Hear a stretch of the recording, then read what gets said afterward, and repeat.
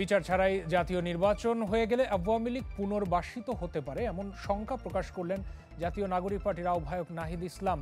দলের ইফতার কর্মসূচিতে তিনি দাবি করেছেন বিচার এবং সংস্কারের রোডম্যাপ ঘোষণার, আর অন্য নেতারা বিচারের আগে নির্বাচনের কথা বলাকে বেইমানির সাথে তুলনা করেন।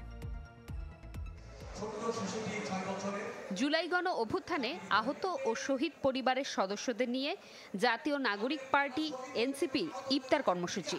এতে উপস্থিত ছিলেন দলের আহ্বায়ক নাহিদ ইসলাম সহ বিভিন্ন পর্যায়ের নেতাকর্মীরা। আজকে কতটা দিন মা তো ডাক শুনি না, এখন ইফতারি সামনে নিয়ে ইফতারি খাইতে ইচ্ছা করে না। দলের নেতাদের বক্তব্যের আগে কর্মসূচিতে কথা বলেন শহীদ পরিবারের সদস্য ও আহত যোদ্ধারা।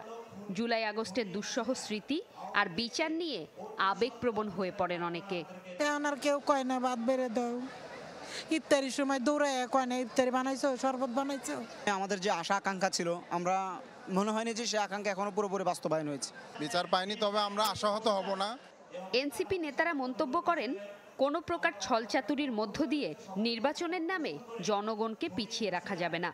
বিচারের আগে নির্বাচনের দাবিকে বেইমানির সাথে তুলনা করেন তারা।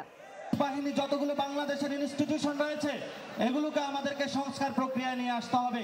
ছলচাতুরির মধ্য দিয়ে, শুধুমাত্র নির্বাচনের আলাপের মধ্য দিয়ে সংস্কার এবং বিচারের যে দাবি, সেই দাবি থেকে জনতাকে পিছুপা করে রাখা সম্ভব নয়। খুনি হাসিনার বিচার হওয়ার আগে তারা কোন মুখে শুধুমাত্র নির্বাচনের কথা বলে?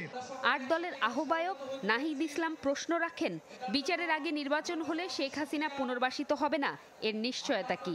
হুঁশিয়ারি দেন বিচার ও সংস্কার পেছানোর রাজনীতি না করার। যদি এর বিচার ছাড়াই আরেকটি সরকার চলে আসে, তাহলে কি নিশ্চয়তা আছে যে আওয়ামী লীগকে আবার পুনর্বাসিত করা হবে না এই বাংলাদেশে? যে আপনারা বিচার ও সংস্কার পেছানোর রাজনীতি করবেন না।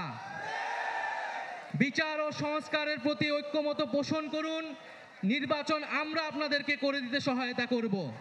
রমজান মাস জুড়েই জাতীয় নাগরিক পার্টি বিভিন্ন কর্মসূচির ঘোষণা দিয়েছে। জুমাতুল বিদা, চ্যানেল 24, ঢাকা।